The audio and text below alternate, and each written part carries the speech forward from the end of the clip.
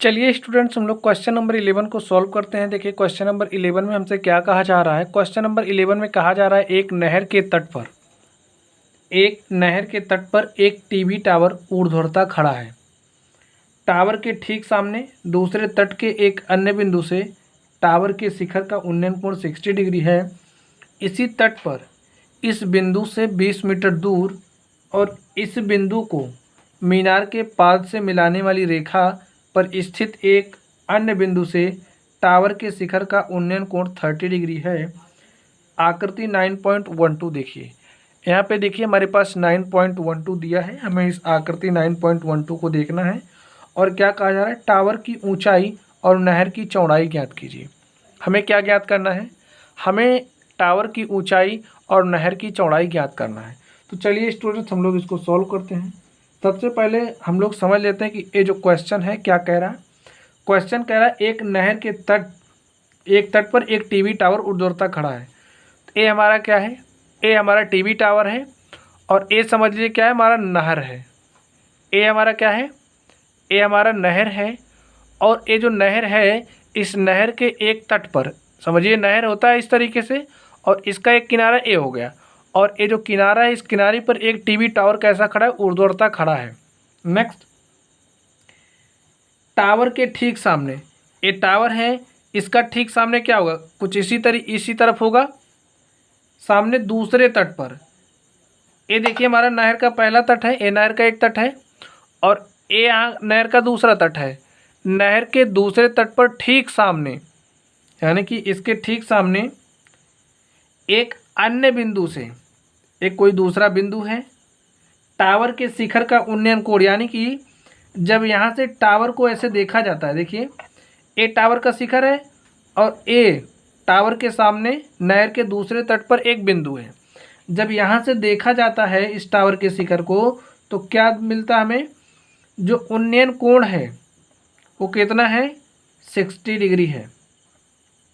Tower के शिखर का उन्नयन कोण 60 डिग्री है। इसी तट पर इस बिंदु से 20 मीटर दूर, अब ये जो बिंदु है इस बिंदु से 20 मीटर दूर इसी तट पर क्या कहा जा रहा है, इस बिंदु को मीनार के पास से मिलाने वाली रेखा पर स्थित एक अन्य बिंदु से टावर के शिखर का उन्नयन कोण 30 डिग्री है।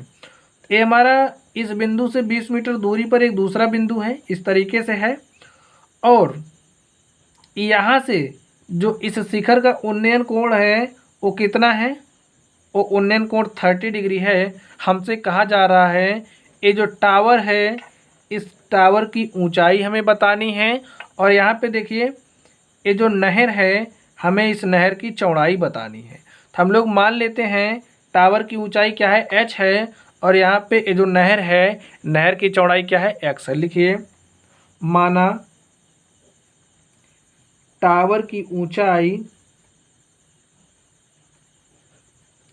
बराबर h मीटर तथा नहर की चौड़ाई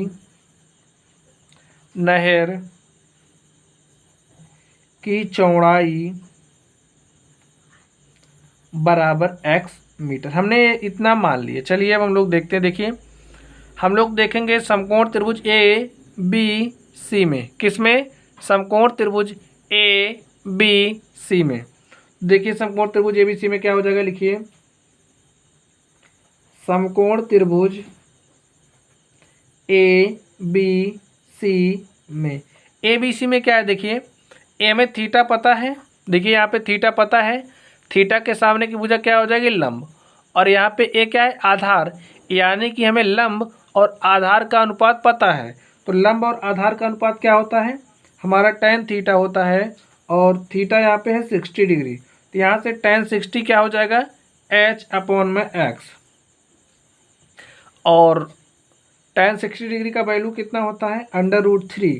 यहाँ से क्या हो जाएगा, h/x, और यहाँ से देखिए हमारा h = क्या हो जाएगा, h = हो जाएगा √3x। हम लोग इस x को इस तरफ भेज देंगे, यहाँ भाग के साथ है तो यहाँ गुणे के साथ हो जाएगा, तो इसी तरीके से यहाँ पे गुणे के साथ हो गया। तो हमारा क्या आ गया, h = √3x। इसको हम लोग क्या मान लेते हैं, समीकरण नंबर 1। अब आप लोग यहाँ पे देखिए इतना हमारा 20 मीटर है, इतना x मीटर है, तो इतना पूरा कितना हो जाएगा? फिर से देखिए, इतना 20 मीटर है, इतना x है, तो इतना पूरा कितना हो जाएगा? 20 प्लस x। लिख लीजिए, ए हमारा क्या है? 20 प्लस x। चलिए अब हम लोग देखेंगे कि इसमें देखिए त्रिभुज ए बी डी में लिखिए। अब नाउ अब क्या हो जाएगा? समकोण त्रिभुज ए बी डी में, समकोण त्रिभुज ए बी डी में, ए बी डी में क्या हो जाएगा? आप लोग देखिए, ए बी डी में हमें क्या दिया है? ए बी डी में देखिए हमें थीटा कितना दिया है? थीटा में 30 डिग्री दिया है। यहाँ पे देखिए ये थीटा कितना है? 30 डिग्री। थीटा के सामने की भुजा, थीटा के सामने की भुजा लंब, और ए हमारा क्या है? आधार। यानी कि हमें लंब और आधार का अनुपात पता है, और लंब और आधार का अनुपात क्या होता है? tan theta. तो यहाँ से हमारा क्या हो जाएगा? यहाँ से हमारा हो जाएगा tan थीटा कितना है? 30 डिग्री। तो tan theta is equal to क्या हो जाएगा? लंब, लंब कितना h, आधार कितना है? 20 प्लस में x। तो आप लोग यहाँ से देखिए क्या हो जाएगा? tan 30 डिग्री हमारा कितना होता है?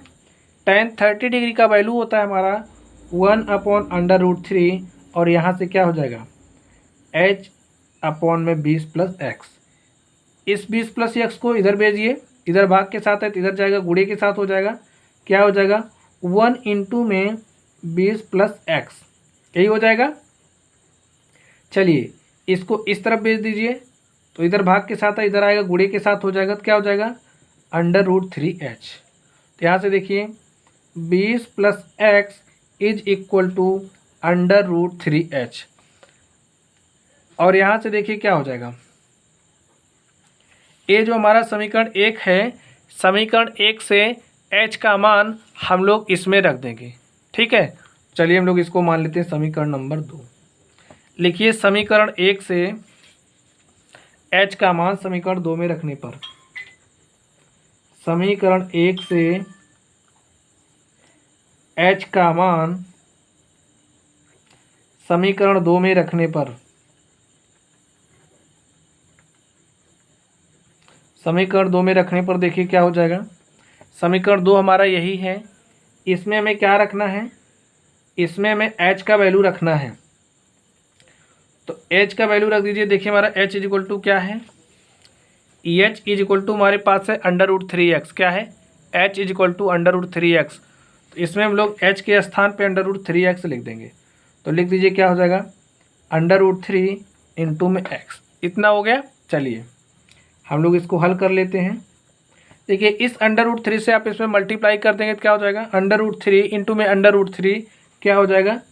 3x, और यहाँ से देखिए ax इस तरफ चलाएगा, तो हमारा 20 बराबर हो जाएगा 3x माइनस x, क्योंकि प्लस है तो इधर आएगा माइनस हो जाएगा। तो 3x में से x घटा दीजिए, क्या हो जाएगा? 2x, और 2x बराबर 20, और यहाँ से देखिए हमारा x बराबर क्या आ गया? 2 1 के 2, 2 दाम 20, तो हमारा x बराबर क्या आ गया? 10 मीटर। हमें x का वैल्यू मिल गया। अब इस x का मान हम लोग समीकरण 1 में रख के h का मान निकाल लेंगे। तो लिखिए x बराबर 10 समीकरण 1 में रखने पर, 1 में रखने पर, तो समीकरण 1 देखिए हमारा क्या है? समीकरण 1 में हमारे पास देखिए h इज इक्वल टू क्या आया है? √3x। तो लिखिए h is equal to √3 into में क्या है? x है, x के वैल्यू में क्या रखना है? 10, तो रख दीजिए, h मिल जाएगा √3 इंटू में 10, और इसको हम लोग कैसे लिख सकते हैं? 10√3। इसको इस तरफ लेकर के चले आइए। अगर हमारे पास मल्टीप्लिकेशन में इस तरीके से है तो हम लोग इस तरीके से लिख सकते हैं, यही यहाँ पे किया गया है। तो इस तरीके से देखिए हमारे पास h क्या आ गया है? हमारे पास h इज इक्वल टू आ गया है 10√3 मीटर, और x इज इक्वल टू क्या आ गया? 10 मीटर। लिखिए अतः जो हमारा यहाँ पे देखिए, ये जो हमारा टावर है, इस टावर की ऊंचाई कितनी आ गई है? 10√3 मीटर। लिखिए अतः टावर की ऊंचाई टावर की ऊंचाई h बराबर 10√3 मीटर तथा यहाँ पे देखिए हमारा यक्स क्या, हमने यक्स क्या माना था, देखिए हमने यक्स माना था नहर की चौड़ाई, देखिए नहर की चौड़ाई हमने यक्स माना था और यक्स हमारे पास क्या आ चुका है 10, यानी कि जो नहर की चौड़ाई है वो कितनी आ चुकी है 10 मीटर। लिखिए तथा नहर की चौड़ाई यक्स बराबर 10 मीटर।